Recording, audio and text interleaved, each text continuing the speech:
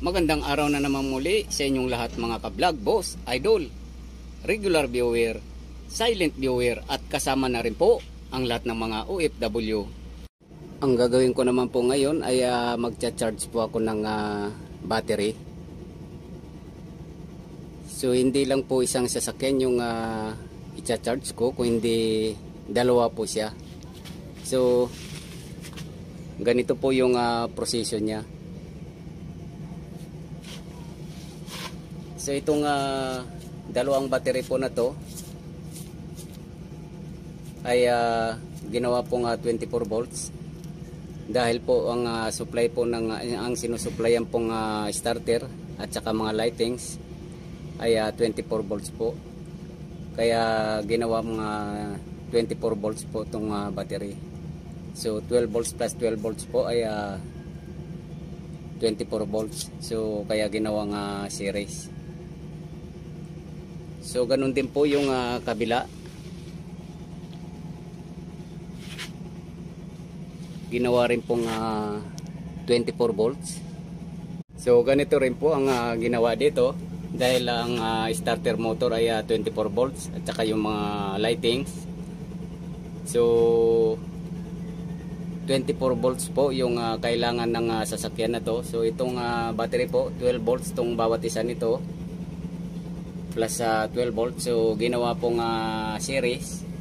Ibig sabihin po pinagdugtong po itong negative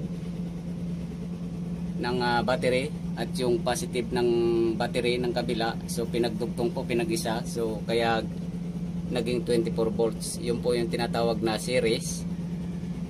So para ma-charge po siya ng isahan dahil magkatabi po sila. So ang ginawa ko po itong positive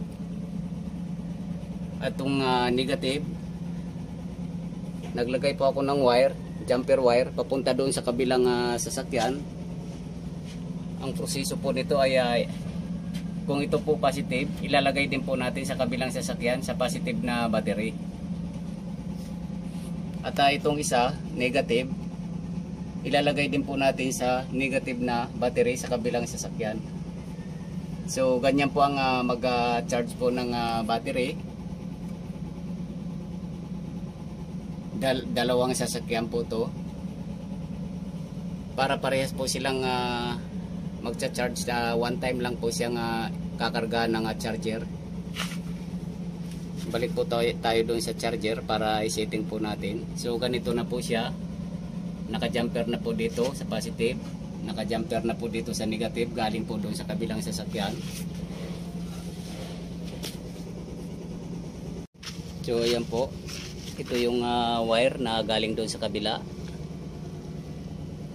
Yan. So ito na po yung dulo ng kabilang battery, kabilang sasakyan. So ayan po, positive. Iginam ko dyan, ay nilagay ko po sa positive. At yung isang wire naman, itong isa ay sa negative. So negative sa negative po, positive sa positive. Ganyan po yung proseso. Ibig sabihin po positive ay parallel type charging po ang ginawa ko para isahan lang po. So ganito naman po yung pag set up. So since bali apat na po na battery yung kakargahan natin, so ilalagay na po natin sa maximum. Kasi kung minimum po ang ilalagay po natin sa minimum, bababa po yung charge niya.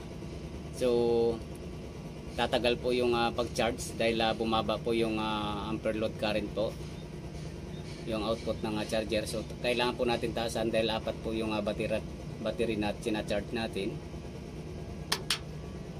Yan. At number 2 rin po dahil kapag nilagay po natin sa number 1, bababa rin po yung output ng charger. So ilalagay natin sa number 2. Yan. Huwag po natin ilagay sa start dahil ginagamit lang po sa start to. Kapag gusto po natin sabayan ng pag-start yung battery.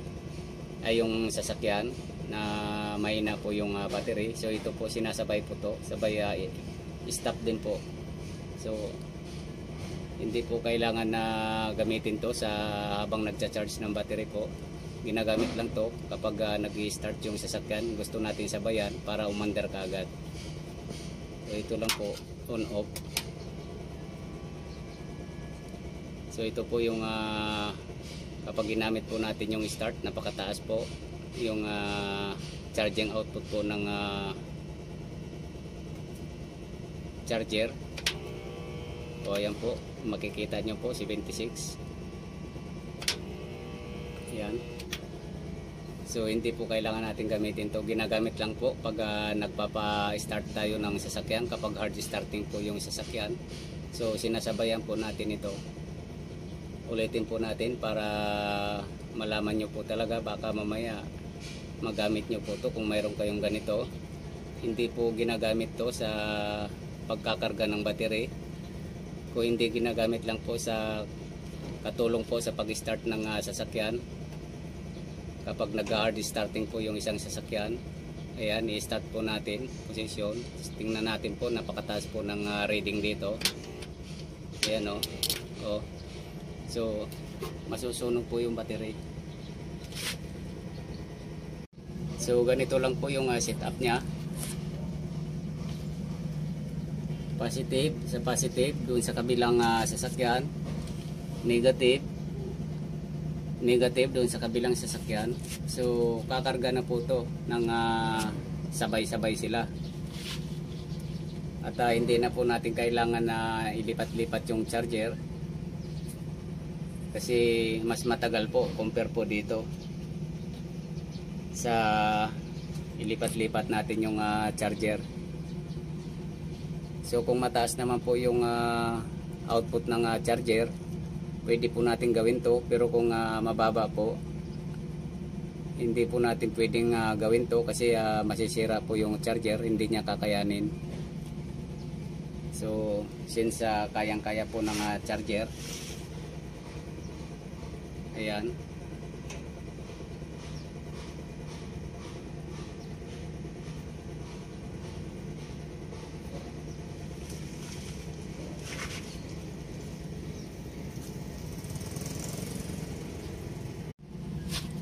At habang charge po din natin to, at kailangan din po natin ng monitoring.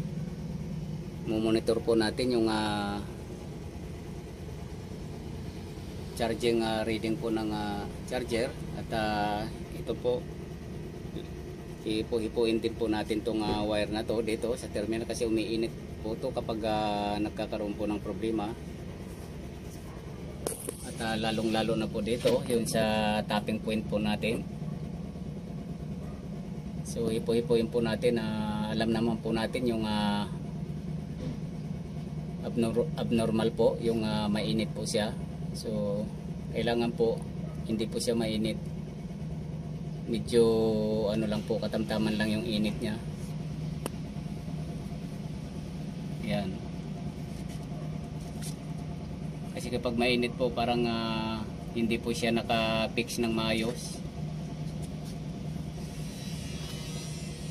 Yan. Kahit po sa sasakyan natin, kapag mayroon po tayong nararamdaman na hindi maganda sa mga lightings or operation po ng ating sasakyan, lalo na po mga electronic type,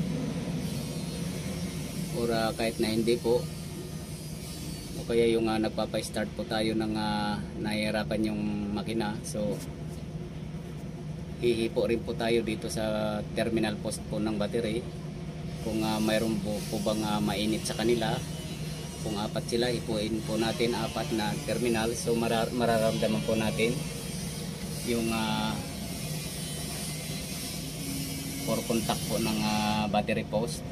So mainit po compare sa ibang terminal kung malamig. So kapag mainit po, ibig sabihin kailangan po natin na ayusin yung pagka-fix niya, o kaya linisin natin yung terminals, o kaya magpapalit po tayo ng battery terminal post, o itong battery terminal po na to. Kasi pag minsan po, kahit na buo po tingnan. So mayroon po nga minsan na loose connection po dito sa mga pinagtatapan po nito dito sa loob.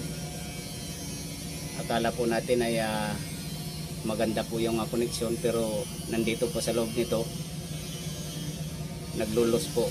So kailangan po natin na hipuin yung mga terminal battery kasi nandiyan po may problema pag minsan yung sa pag hard starting po. Akala natin buo. So malalaman po natin sa indikasyon ng paghipo po ng kamay natin.